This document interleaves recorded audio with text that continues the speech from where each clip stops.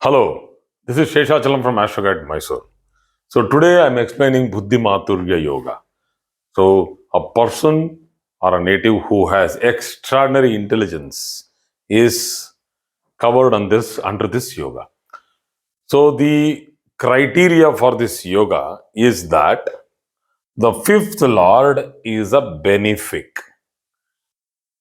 So the benefic word has given rise to a lot of doubts here. Whether the fifth lord has to be a natural benefic. So if the fifth lord is to be a natural benefic, first of all, we have come and stuck here only. Fifth lord is a benefic. To the ascendant, whether it for any ascendant, the fifth lord is a natural yogakaraka or a benefic. But then why is this particular mention of the fifth lord is to be a benefic? So here the author is intending to say that the fifth lord is either Jupiter, Venus, Mercury, or the lord of Cancer, that is Moon. So that means we will have the fifth lord positions only for the lagnas of Vrishabha because the fifth lord is Mercury, Mithuna because the fifth lord is Venus.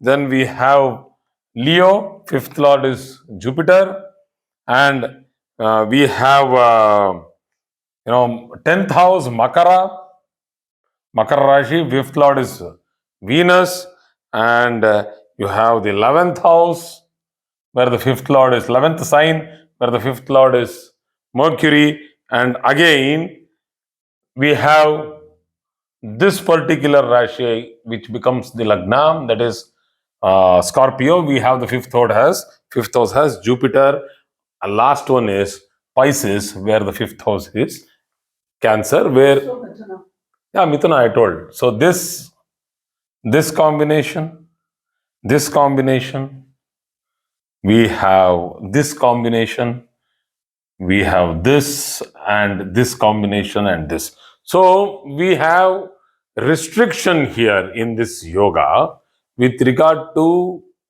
the first factor itself, the criteria that the fifth lord has to be a benefic, natural benefic. So let us go into those things later on. I have given two example charts here. I will talk about both. Secondly, the point is that it has to be either aspected or it has to be aspected by or conjunct with the benefic or is placed in a benefic sign. So once again, in a benefic sign is again supposed to be understood as natural benefic sign. So natural benefic signs, the four corners and these two signs, that is Taurus and Libra. The four corners are Gemini, Virgo, Sagittarius and Pisces. So it very clearly restricts the other lagnas from having this yoga. But in the other way, if we see, then if the fifth lord is a total yogakaraka for the sign, then it doesn't have to be a natural benefic. But if the fifth house is placed with benefics, again not yogakarakas, benefics, then this yoga manifests. So this is a yoga for intelligence, and this yoga should not be understood as the yoga for qualification. So what am I talking here? There is a lot of controversy in this subject. There is no controversy actually. If I tell this sentence, you will all agree, but in a certain way. Qualification does not ensure that the person is intelligent.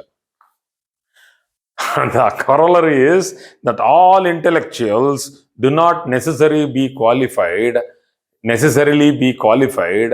from universities. You will tell yes, and again you will tell no.